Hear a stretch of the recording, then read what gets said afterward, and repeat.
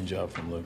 Yeah, he's just done a real nice job of taking advantage of the opportunity, but just kind of showcasing the kind of pitcher that we've seen him through the minor league system and taking it to another level. He's making really good pitches as far as just location and trusting himself, but not trying to be too fine, but still when he needs it, he's painting. And he's just he just looks a little different than a lot of other guys in the league.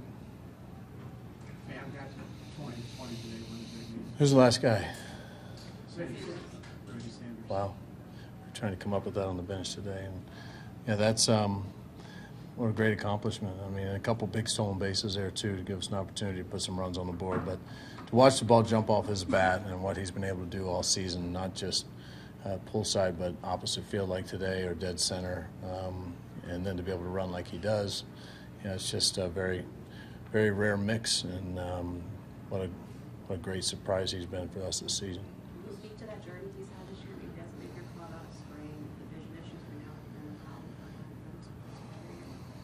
Yeah, and I don't even think he really expected to make the team out of spring after how his spring was going. I mean, it was just one of those ruts that guys run into him in the middle of the season sometimes, and they figure it out. But he was in a bad spot. And I know he was pressing because he wanted to be a part of this team, and we wanted him to be a part of the team. And he watched how Jose took such advantage. It kind of came down to that situation, one guy to make a spot. And Tommy, to his credit, what he did when he went to Memphis, and we've said this a number of times, and because it is.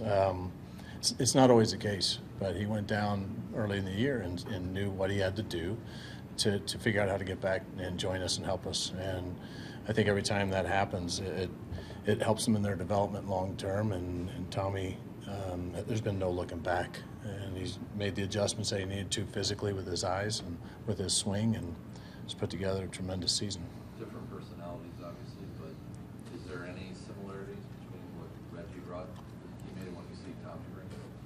Yeah, I mean, way different personalities. I mean, Reggie was fun-loving, guy that had a lot of success and brought that veteran presence. Tommy's just a young. I mean, even though he's not young age-wise, he's still young in this league, and just an exciting but a grinder. I mean, he doesn't back off for a second as far as just his intensity level. Not every guy can do that, and that's sometimes difficult. For other players, to figure out how to be like. Reggie brought a lot of levity, but was intense and had a lot of experience, and both of them extremely good teammates. Does he have a green light to skip third there? Sometimes. How about that play? Yeah, sometimes. So most of the time you see our guys go, it's going to be a green light. I don't like doing a forced steal. That means you have to have a forced jump. So we find a time in the game where we'll say, if you get the jump, we want you to go. And, it's kind of a give and take issue. If they start going every single time we put it on and they don't get the jump and it wasn't the right read and it wasn't the right time from the pitcher, it's something that's a freedom we take away. And so it goes kind of back and forth. But Tommy's been a guy who's shown a great knack of being able to improve on that. Mike Schilt and Oliver Marmol have been real diligent at trying to teach the counts, trying to teach the reads, the looks, the timing, and Tommy's been a good student. He's made a point before that the young, at least once, maybe twice, did not follow him when he was going through. Is that something the young has been more aware of? Yeah. And he didn't have a great jump there, but still was good enough because there's not many catchers that don't prefer to take that shot at third base. It's just an easier throw. It's right in front of you. Less moving parts, and most of them are going to try and take that shot at third, and second base is there if the guy gets a good jump. Paulie hesitated a little bit, but then he made up for it. It was a pretty good jump. How do you compare what Luke Weaver's done for you over the last few weeks with other guys throughout the year? I think maybe Waka in 13 as a comparison, anything like that? Nothing pops into my mind. It seems like every year, and not necessarily in our starting staff, but we have young guys that come up that we've been looking forward to. And I think Luke's situation might be a little more unique in the fact that we expected to see a little bit more of this last year, and he just tried almost, if you can try too hard. He was just trying to make such great pitches all the time. He was working himself into trouble, and it was so atypical to every report we ever had on him. And I think it's part of that phase, like we were talking about with Tommy. Sometimes you got to go back, learn a few more lessons, learn yourself a little better, figure out what the difference is between the leagues and then come back a better player. And that's what Luke's done a great job of doing. 2 weeks left. Obviously, this series coming up is big. How big is it?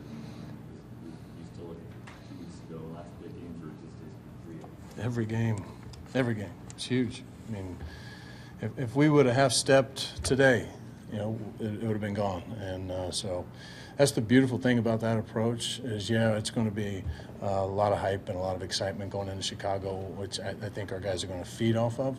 But the simplistic approach of just play this next game really well and figure out ways that we can get better and clean up a couple things we had today. What do we need to do differently to keep continuing to move in a positive direction, regardless of who it is. And we're going to keep teaching that message. I mean, there's no team meeting to have before we walk into Chicago to try and get more out of these guys.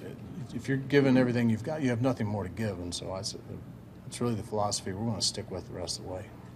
How much do you need that hit from Martinez there after It's the huge. problem with straining guys like this? Yeah, just I don't know how much of a problem it was as much as it's just, man, like I said yesterday, it's hard. You know, to come through in those big situations against big league pitchers and a guy who's throwing the ball very well. That's twice we've seen him really good. And for Jose to come through with that, we need somebody to put that shot in the arm for us and to give us that big hit. It's not something that's easy to do, but they've been doing it extremely well. You watch Yachty and you watch Jose, a couple guys in particular who are coming through in those situations. But yeah, it turns the whole game around. That's what we were hoping for yesterday, but you know, it's a big ask. How important was Bader being alert to get that carom on the ball on the double? Yeah, and great relay all the way around. I mean, that's and you know, you had to have everything go perfect in order to get him at the plate right there. So I understand why they were trying to push the envelope, but that could be one of those, you know, momentum shifters. And great tag by Yachty too. All of it, all the way around. Harrison's playing hard out there. I know he wanted to have that ball there in the ninth, but doing a nice job of covering center field for us.